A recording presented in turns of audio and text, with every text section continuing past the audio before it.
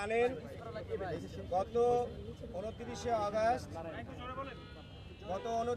August জাতীয় পার্টির অফিসের সামনে মেইন রোডে আমাদের গণ অধিকার পরিষদের একটি বিক্ষোভ মিছিল, যে মিছিলটি গণ অধিকার পরিষদের কেন্দ্রীয় কার্যালয়ের নিচে আলরাজি কমপ্লেক্সের সম্মুখে শুরু হয়।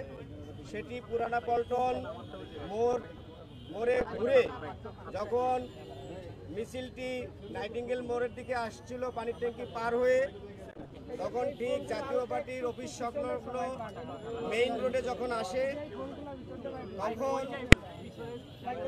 জাতীয় পার্টির অফিসের সামনে ওত পেতে থাকা নেতাকর্মীদের আক্রমণে আমাদের মিছিলের পিছন থেকে আক্রমণ করা হয়। আমরা এত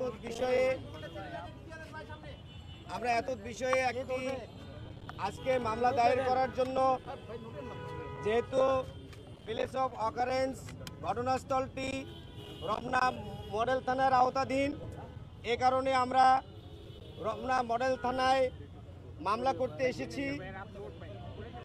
আপনারা জানেন সেদিন দুটি ঘটনা ঘটে।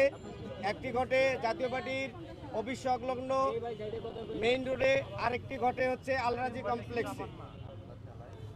তো আপনাদের প্রয়োজনে যদি মামলার কপি লাগে আমাদের কাছ থেকে নেবেন।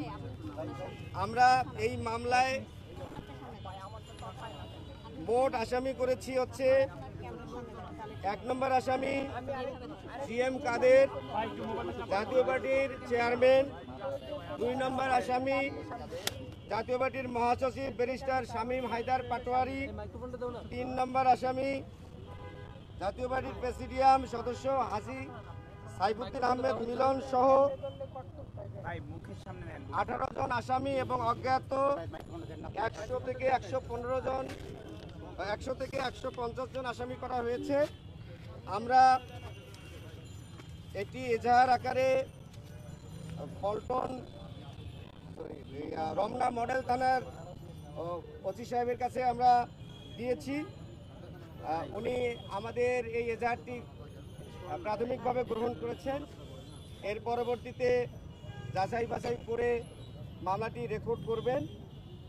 এতদ বিষয়ে আপনাদের যদি কোনো প্রশ্ন থাকে, এবং আমাদের এখানে এই মামলার বাদী হচ্ছে বাংলাদেশ ছাত্র অধিকার পরিষদের কেন্দ্রীয় সাংগঠনিক সম্পাদক মোহাম্মদ আখতারুজ্জামান সম্রাট মাঝি। আপনারা জানেন এই আখতারুজ্জামান সম্রাট গত প্রায় 15 দিন বিভিন্ন মেডিকেলে চিকিৎসারত অবস্থায় 18 দিন চিকিৎসারত অবস্থায় ছিল। গতকালকে রিলিজ পেয়েছে। গতকালকে যেহেতু উনি রিলিজ পেয়েছে, এই জন্য আজকে উনি মামলা করতে এসেছেন। আমরা তার পক্ষ থেকে বাংলাদেশ আইনজীবী অধিকার পরিষদের নেতৃবৃন্দ, আইনজীবী অধিকার পরিষদের যুগ্ম সদস্য সচিব অ্যাডভোকেট হাবিবুর রহমান, আইনজীবী অধিকার